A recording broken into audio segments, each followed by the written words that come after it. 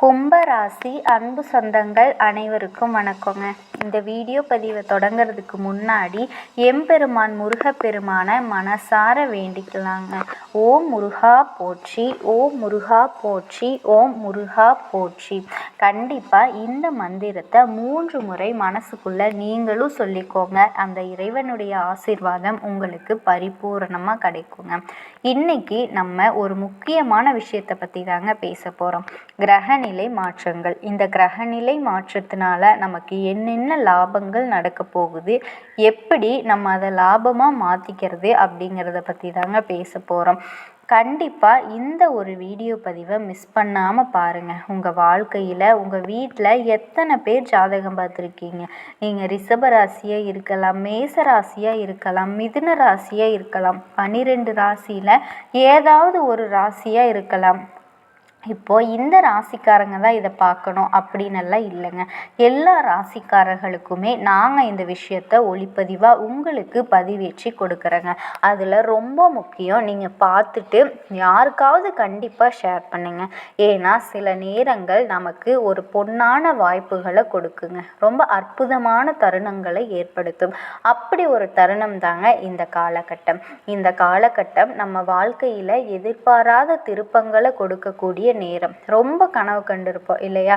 நிறைய விஷயங்களை நம்ம கனவாக வச்சுருந்தோமா, நடக்கவே இல்லை, ரொம்ப எதிர்பார்த்துட்டு இருந்தேன், கை கொடுக்கவே இல்லை, இப்படி பல புலம்பல்கள் நான் கூட மனசில் இருக்குங்க. அதுக்கு எல்லாமே இப்போ ஒரு தீர்வாக ஏற்படக்கூடிய நேரம் தாங்க. தீர்வுனா என்னங்க? நம்ம நினைக்கிறது நடக்கும், அதுதானே தீர்வு. அப்படி இந்த தீர்வுக்குள்ள சில சூட்சமங்கள் காத்திருக்கு. இதில் எதை செஞ்சால் நமக்கு எளிமையாக தீர்வு கிடைக்க போகுது அப்படிங்கிறத பற்றி ஆழமாக உங்களுக்கு பரிகாரத்தோடு சொல்ல போகிறேங்க. கிரக பெயர்ச்சிகள் சுக்கிரன், ராகு, சனி, சூரியன், புதன், செவ்வாய், குரு மற்றும் கேது எல்லா கிரகங்களுமே நம்மளை எந்த அளவுக்கு இப்போ பாசிட்டிவாக நம்மளினுடைய நடப்புகளை கொடுக்க போகுது அப்படிங்கிறத தெளிவுபடுத்துறதுக்கான பதிவு தாங்க. அதில் முக்கியமாக ஒரு 4 கிரகங்கள் நம்மளை மரள வைக்க போகுது. இது ஆண்டவனினுடைய உத்தரவு. அந்த 4 கிரகங்கள், அதுக்கு நம்ம என்ன பண்ணணும், என்ன பரிகாரம் பண்ணணும் அப்படிங்கிறத பற்றியும் உங்களுக்கு தகவலாக கொடுக்குற ஒரு அரிய சந்தர்ப்பம். ஒவ்வொரு ராசியும் பார்க்கலாங்க. நம்மளே சும்மா போனாலும் நம்மளை சும்மா விட மாட்டாங்க. நம்ம சும்மா தான் சாமி நான் இருந்தேன் அப்படின்னு சொல்லுவாங்க இல்லையா? ஆனால் நீ ஏண்டா சும்மா இருக்கேன்னு கேட்பாங்க. இந்த மாதிரி நிறைய பேச்சுக்களை கேட்டு சலிச்சு போனவர்கள் தான் கும்பராசிக்காரங்க. பேசி இப்போ நான் என்னதாண்டா யோசிக்கிறது, நான் யோசிக்கிறதா இல்லை யோசிக்காமல் இருக்கிறதா நம்மளை சிண்டு முடிச்சு விடுவாங்க, கோபப்படுத்துவாங்க, வருத்தப்பட வைப்பாங்க, வீணாக்க பார்ப்பாங்க. ஆனால் ஊரில் எல்லாம் தம்மட்டடிப்பாங்க. என்னால் தான் அவன் நல்லா இருக்கான் அப்படிம்பாங்க. உண்மையிலேயே கும்பராசிக்காரங்கனால தான் அவங்க குடும்பமே நல்லா இருக்குங்க. அவன் நல்லா இருப்பான். கும்பராசி மட்டும் இல்லைன்னா நிறைய பேர் இங்கே பிச்சை எடுத்துக்கிட்டு தான் இருப்பாங்க. வாழ்க்கையில் பிச்சை எடுத்துட்டு இருப்பாங்க. கும்பராசி மட்டும் இல்லைன்னா நிறைய பேர் கஷ்டப்படுவாங்க. ஒரு குடும்பத்தில் கும்பராசி இருந்ததுன்னா பல கஷ்டங்களை வருத்தங்களை சமாளிச்சுட்டு தன்னோட கஷ்ட நஷ்டங்களை வெளியில் சொல்லாமல் பொறுத்துக்கிட்டு போகக்கூடியவங்க தாங்க கும்பராசிக்காரங்க. நான் பேசுகிறது உண்மைதாங்க. நான் பேசுகிறது உண்மை. ஆனால் அந்த கும்பராசியை திட்டாதவங்களே கிடையாது. அது கும்பராசி இன்னொருத்தவங்களுக்கு முன்னாடி கேவலப்படுத்தாதவனே கிடையாதுங்க. எங்கேயோ ஒரு மனுஷன் முன்னேறான், ஒரு குடும்பம் முன்னேறானா அது கும்பராசி. அதில் ஒரு கும்பராசியாவது இருக்குங்க, ஒரு கும்பராசி ஃப்ரெண்டாவது இருப்பாங்க. சுயநலம் இல்லாதவங்க, சுயசரிதை எழுதாதவர்கள், தம்பட்டம் அடிச்சுக்காதவங்க. இன்னும் சொல்லப்போனால் அதுதாங்க உண்மை. சுய தம்பட்டம்னு சொல்லுவாங்க. நான் செஞ்சேன்னு கிருஷ்ண பரமாத்மா ரோகிணி நட்சத்திரத்தில் அவதரிச்சாரு.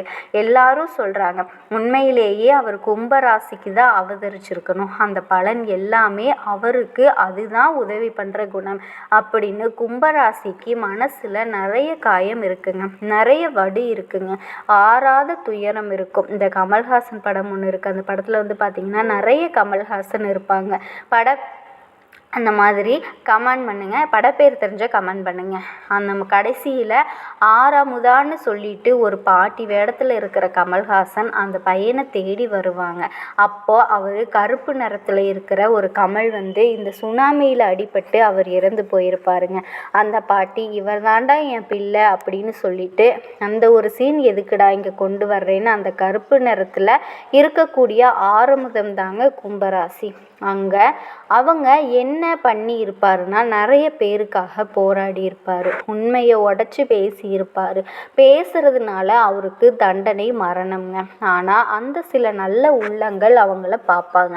இந்த கும்பராசிக்காரங்க நிறைய செத்து பிழைக்கக்கூடியவர்கள்னு சொல்லுவாங்க. ஒரு தலைவரினுடைய பாட்டு ஒன்று இருக்குங்க, நான் செத்து பிழைச்சவன்டா, யமனை பார்த்து சிரிச்சவன்டா அப்படின்னு இருக்குங்க. உண்மை. இந்த கும்பராசி நிறைய இடங்கள்லையும் மரணத்தையும் கூட பார்த்து வந்திருக்கக்கூடியவங்க. அதே மாதிரி அதில் ரொம்ப முக்கியம், பழகுனவங்க பாசம் காட்டி ஏமாத்துறது கும்பராசியை தாங்க ஏமாற்றுவாங்க. இப்படிப்பட்டவர்களுக்கு 4 கிரகத்தினால ஒரு நன்மை ஏற்பட போகுதுங்க. இந்த நேரத்தில் இப்போ கும்பராசியோட மனசு என்ன தெரியுமா சொல்லுது, நான் இண்டிவிஜுவலாகவே இருந்துடலான்னு இருக்கேன். கல்யாணம் பண்ணாதவன் கெட்டினா என் பிள்ளைங்க, என் உறவு, என் தங்கங்கள் எல்லாமே அப்படி தான் சொல்லும். கல்யாணம் பண்ணி சில உறவுகள் சொல்லும், என்னடா கல்யாணம் பண்ணணும்னு தோணுது சாமி அப்படி சொல்ல. இன்னும் சில பேர் சொல்லுவாங்க, எனக்கு ஒன்று வேண்டாம், நான் கும்பராசியாக பிறந்திருக்கேன், என்னால் சந்தோஷமாக இல்லைன்னு எவனாவது சொல்லுங்க அப்படின்னு கேட்பாங்க. அவ்வளோ கும்பராசிக்கிட்ட பேசுகிறதுக்கு அத்தனை பேரும் பொய்யா பேசுவாங்க. இந்த எல்லா பொய்யும் கேட்டுட்டு சலிச்சு போய் வாழ்க்கையில் என்னடா பண்ணுறதுன்னு தெரியாமல் நிற்கிற கும்பத்துக்கு இப்போது 4 கிரகங்கள் சப்போர்ட் பண்ணுறாங்க. அதில் 12வது வீட்டில் செவ்வாய் இருக்கார். மனதைரியம் ஏற்படுங்க. ஆனால் ஒன்று கும்பராசிக்கிட்ட நான் இதை மட்டும் கெஞ்சி கேட்குறேங்க, பேசுகிறதுக்கு முன்னாடி யோசிச்சுட்டு பேசுங்க. பேசிட்டு யோசிக்காதீங்க. உங்களை ட்ரிகர் பண்ணி பேச வைப்பாங்க. உங்கள் வாயை கிளறுவாங்க. உங்கள் வாயிலிருந்து ஒரு விஷயத்தை வெளிக்கொண்டு வர்றதுக்கு என்ன வேணாலும் எதிராளி பண்ணுவாங்க. புருஷனாக இருந்தால் பொண்டாட்டி பண்ணும், பொண்டாட்டியாக இருந்தால் புருஷனே பண்ணுவான். குடும்பத்தில் இருக்கிறவனே நமக்கு சத்ரு. இந்த வேலைக்கு போக வைக்கிறதும் அவங்க தான், வேலைக்கு போகாமல் ஆக்குறதும் அவங்க தான். சம்பாதிக்கணும்னு ஆசை கொண்டவர்களும் கும்பராசிக்காரங்க. இன்னொருத்தனை ஏமாற்றணும்னு ஆசை அவங்களுக்கு கிடையாதுங்க. ஆனால் கும்பராசியை தடுக்கிறதுக்கு என்ன வழின்னு பல பேரும் கங்கணம் கட்டிக்கிட்டு அலைவாங்க. எல்லா முகத்திரையும் கிழிச்சு இப்போ காட்டுற நேரம் உங்களுக்கு பூமி சம்பந்தமான லாபம் ஏற்படுங்க.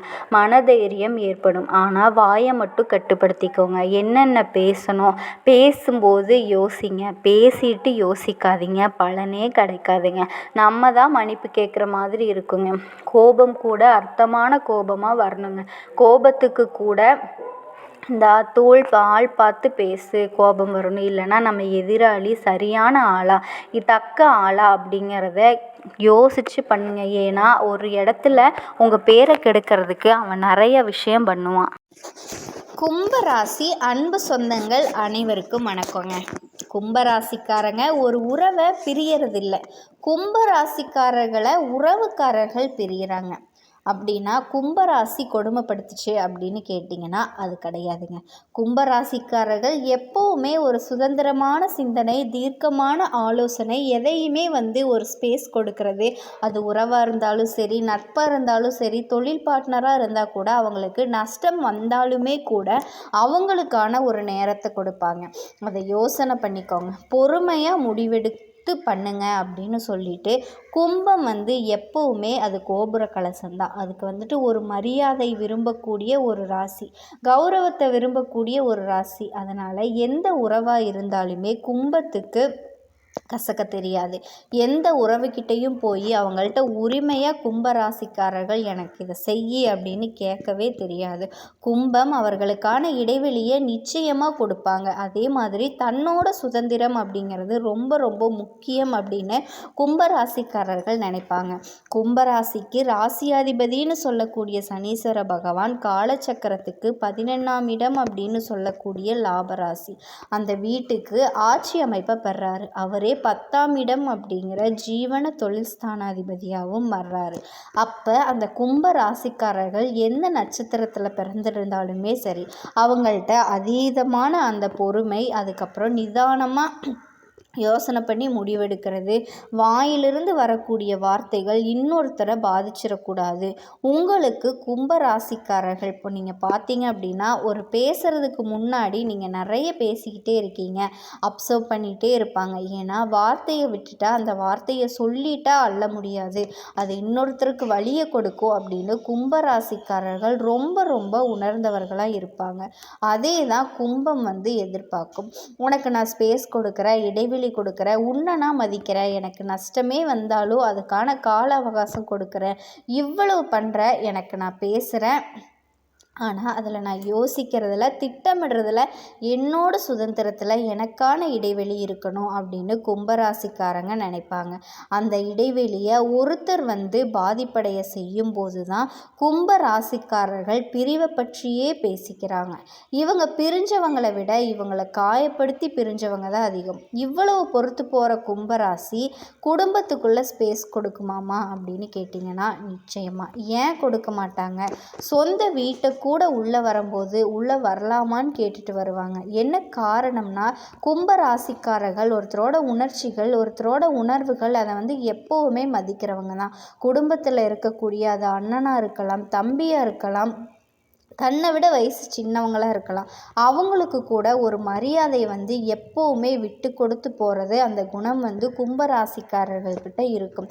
இந்த புரிதல் அப்படிங்கிறது ஈஸியாக புரிஞ்சுக்கிறாங்க. ஆனால் ஒன்றுங்க, கும்பராசிக்காரர்களை புரிஞ்சுக்கிறது ரொம்ப கஷ்டம்.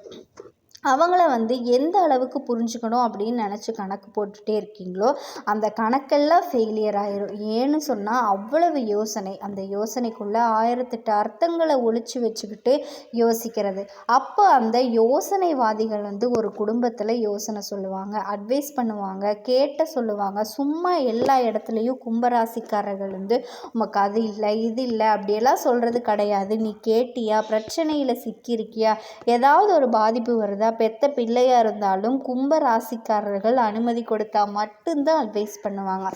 பிள்ளைக்கு பிடிக்கல அப்படின்னு சொன்னால் எப்படியோ கெட்டு போகட்டும் அப்படிங்கிற நினைப்பில் ரைட்டு, அவன் விரும்பலை, ஒரு தோளுக்கு மேலே வளர்ந்த பிள்ளை அவனுக்கு தெரியாதா அப்படின்னு அவர்களுக்கான ஒரு இடைவெளியை கூட குடும்பத்தில் கும்ப ராசிக்காரர்கள் அந்த இடத்துல யாரையுமே கண்ட்ரோல் பண்ண தெரியாது, அந்த அளவுக்கு இருப்பாங்க.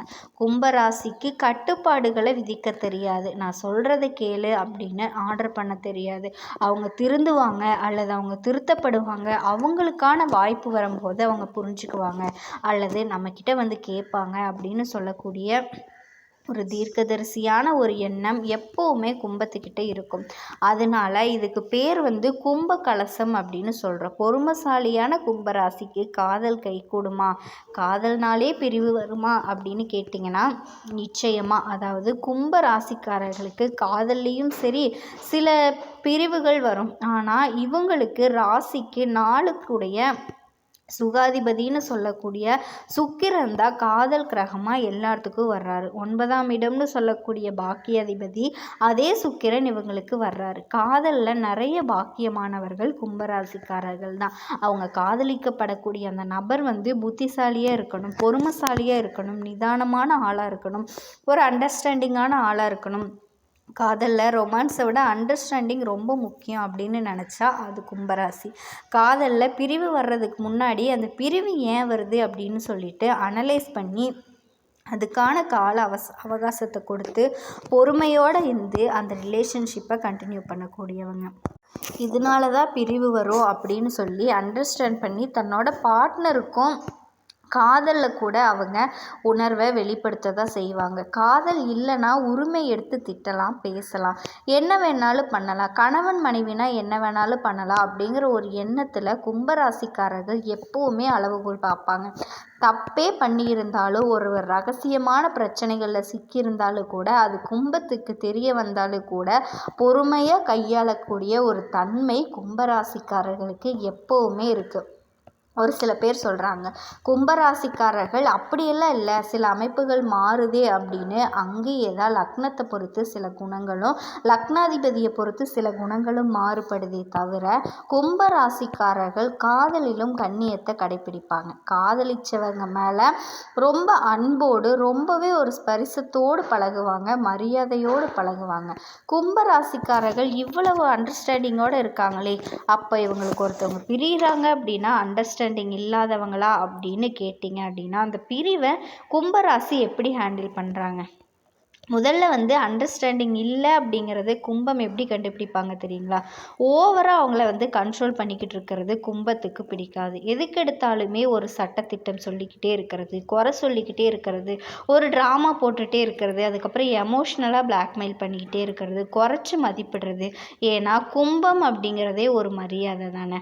கும்பத்தை குறைச்சி மதிச்சா கும்பத்துக்கு பிடிக்காது, எந்த ராசிக்கும் பிடிக்காது. கும்ப ராசிக்காரர்கள் சுய கௌரவம் அதிகமாக பார்ப்பாங்க.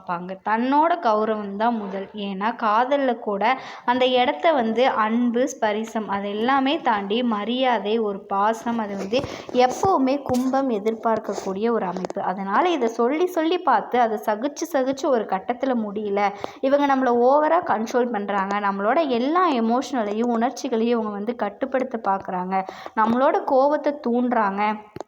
இவ்வளவு பொறுமையாக இவ்வளவு விட்டு கொடுத்து தான் சொல்லுவாங்களே தவிர, ஒரு நாள் பொறுமையாக போகிற ஆட்கள் என்னைக்கு இருந்தாலும் பொங்கி எழுவாங்க அப்படின்னு சொல்லுவாங்க இல்லையா? ஏன்னா கும்பம் ஒரு காற்று தத்துவ ராசி. அதை நீங்கள் கரெக்டாக சுவாசமாக பயன்படுத்திக்கிட்டிங்கன்னா உயிர் இருக்குது. அதே காற்றை ஓவராக நீங்கள் பயன்படுத்திட்டீங்க அப்படின்னா ஒரு நாள் அந்த காற்று நின்று போச்சுன்னா உங்கள் உயிரே இருக்காது.